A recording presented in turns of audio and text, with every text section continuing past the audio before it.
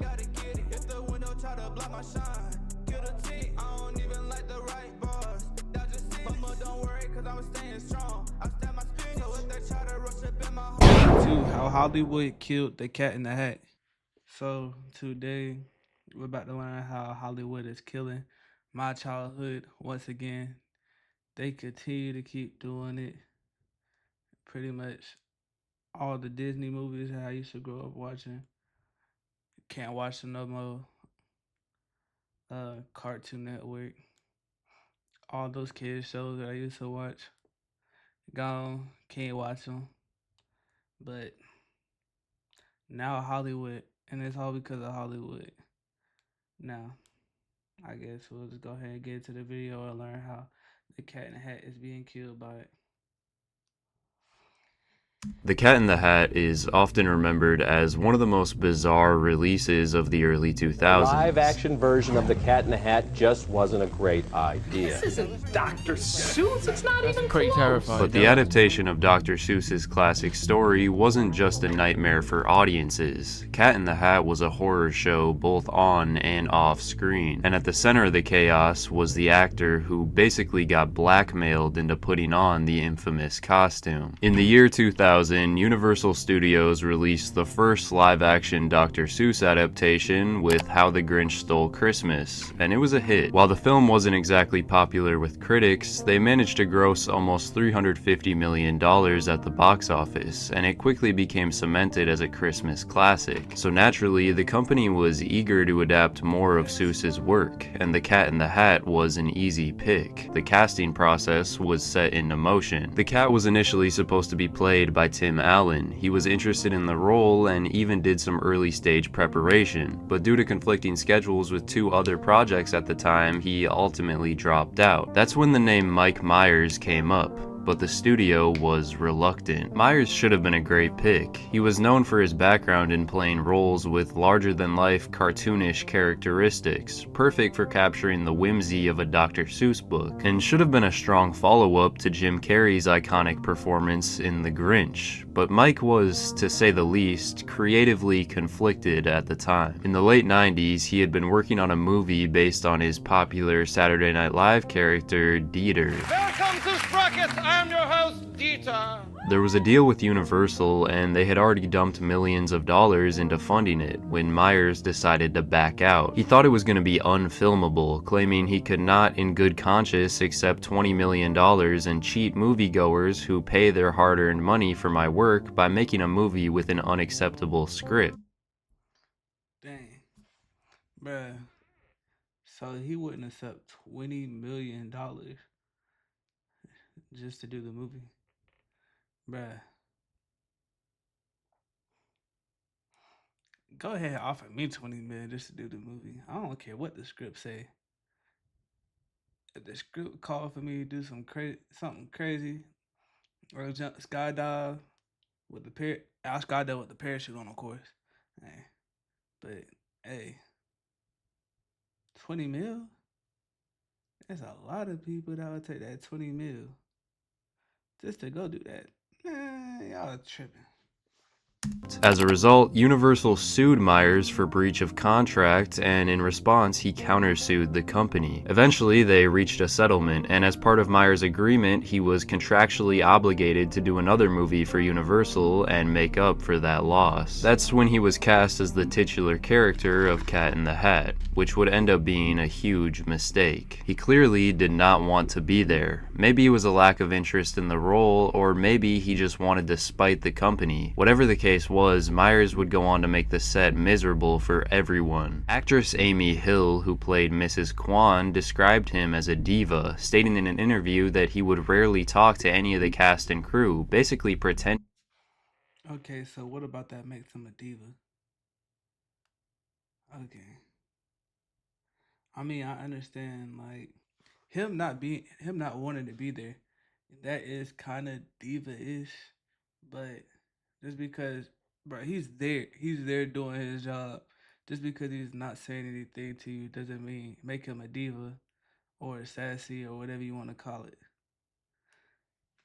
They didn't exist. If he needed something communicated, he had information relayed through his assistants. She mentioned that he had someone on standby whose job was to just hold a Tupperware of chocolate and deliver them to him whenever he wanted one. He gave his chocolate guy more attention than some of his co-stars. It was just a horrible, nightmarish experience. That's crazy.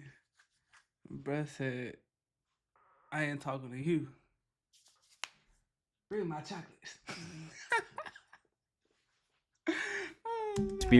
I don't think he got to know anybody. He'd just be with his people and walk away. He would reportedly show up late to set and take ages to get into costume and makeup, forcing everyone to wait for hours and delaying the schedule. When he finally did get to set, the actor micromanaged the entire production. They'd do a take, Mike would go look it over, talk to the director, and then do another take, over and over again. He wasn't communicating with the cast, so they never really knew what he was saying. All they did know was that director Bo Welch gave Myers very little pushback on this behavior, allowing him to constantly challenge the writers. Unfortunately, this was his first time directing a movie, so he was understandably intimidated by someone with Mike Myers' status. And when Myers demanded line changes and refused to shoot scenes, Welch felt he had to sit back and let it happen. It was his way or no way. He was supposed to be playing a beloved character from one of the most iconic picture books of all time, but the off-screen tension made it hard for his co-stars to see him that way. The movie's confusing tone stemmed largely from Myers. Originally, it had a more kid-friendly script, but Mike felt he needed to insert crude adult jokes, innuendos, and awkward one-liners that he thought better suited his comedy style.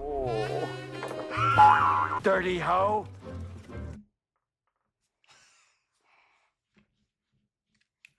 Okay. Like, thinking back on this movie, like, I really don't remember some of this stuff.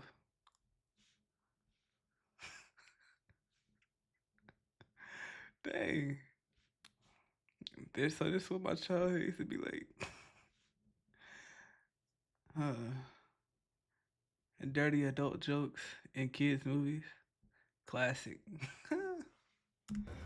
Son of a bitch! He was used to the loose, improv-heavy environment of something like Austin Powers, where nearly 40% of the dialogue was improvised, though it should have been easy to see that this wouldn't translate well into a colorful, family-friendly Dr. Seuss movie. He turned the film into something unrecognizable from its original script, although he wasn't the only one to blame for the complicated environment. While this was Bo Welch's directorial debut, he was an experienced production designer, having worked on movies like Beetlejuice and Edward Scissorhands, which undeniably showed in the set design for Cat in the Hat. Rather than filming in an actual town or a traditional studio, they constructed an entire artificial neighborhood. Every aspect of it, from plants to roads to houses, was painted in an oversaturated style to achieve the cartoony, surreal vibe they were aiming for. They really went all out for this.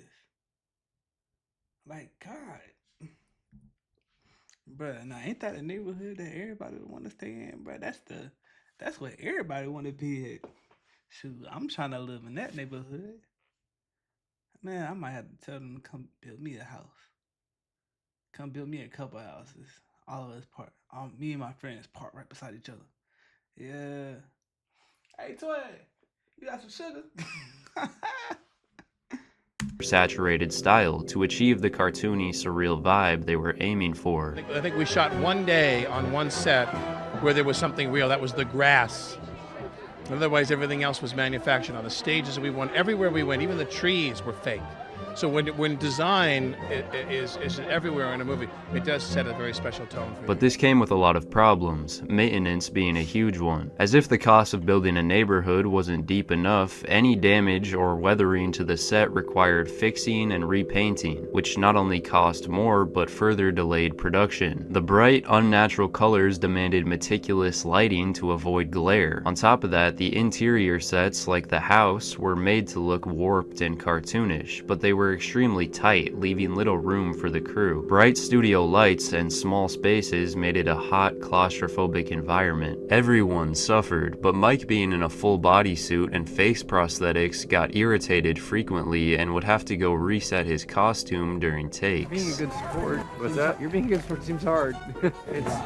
There were quite a few scenes that didn't make the final cut, and it was probably for the better. One of them featured Thing 1 and Thing 2 trying to delay the mom's arrival, and to do so, they chug a mountain of water bottles. When she gets to the neighborhood, Thing 1 floods the streets with piss. Flood? There's not a cloud in the sky. Rockazaka, Labaroo, Rockazaka, Urko.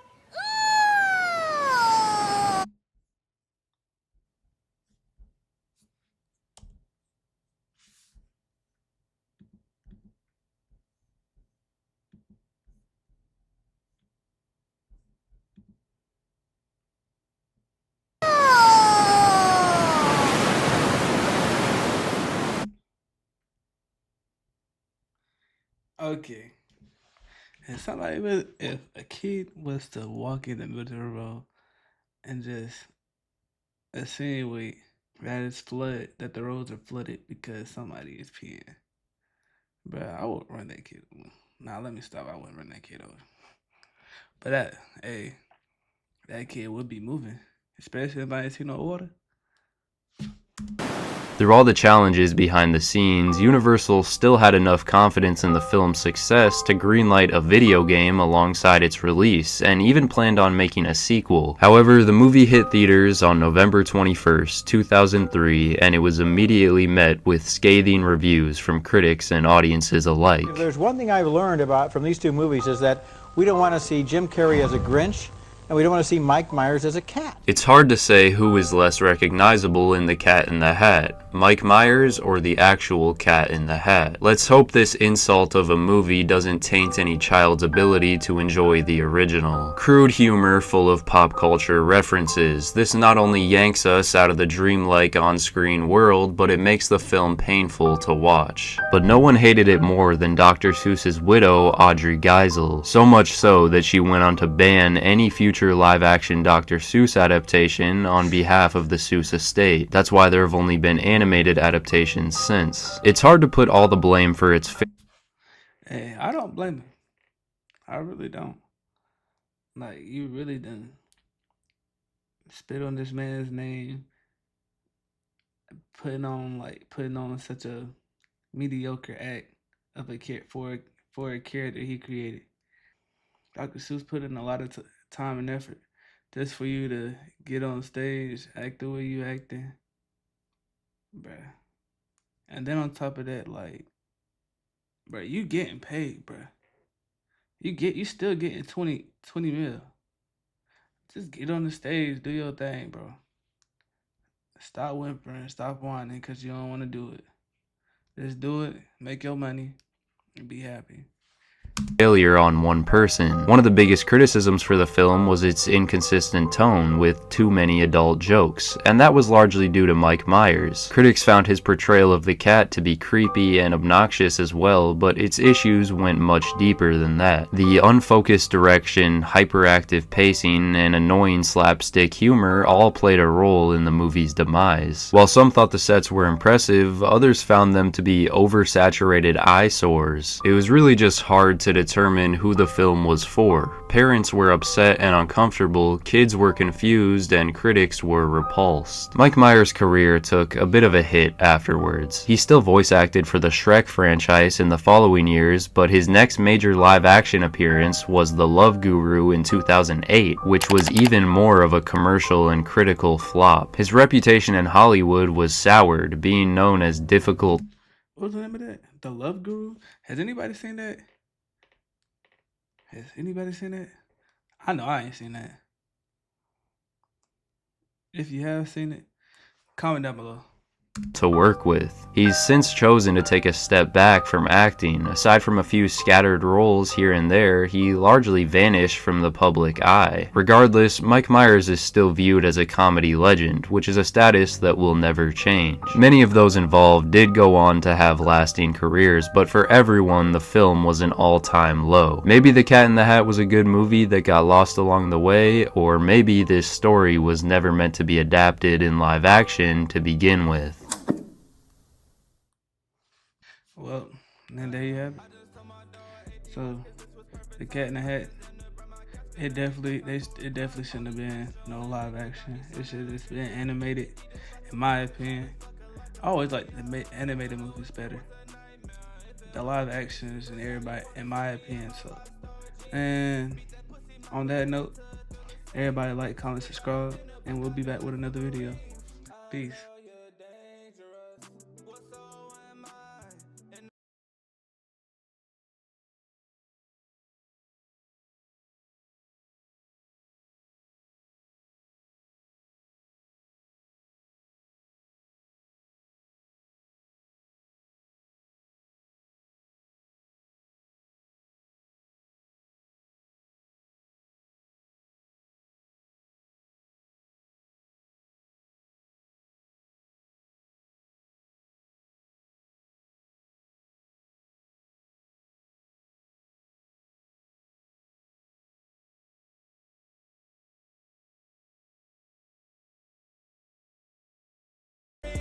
I know you're dangerous.